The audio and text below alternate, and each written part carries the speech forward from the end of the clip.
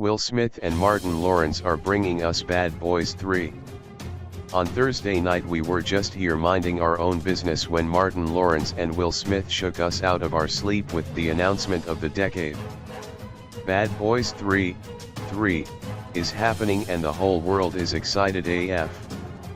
Bad Boys, what you gonna do? What you gonna do when they come for you? Start singing. It's been 15 years since Bad Boys 2 hit theaters and a whole 23 years since the original film was released. And promises of a third installment of the film have been made on several occasions over the last 15 years, but sadly the film didn't see the light of day. No matter how much time has passed, the possibility of seeing detectives Mike Lowry, Will Smith, and Marcus Burnett, Martin Lawrence, in action still makes us all giddy. So imagine us logging onto social media on Thursday night to find this video.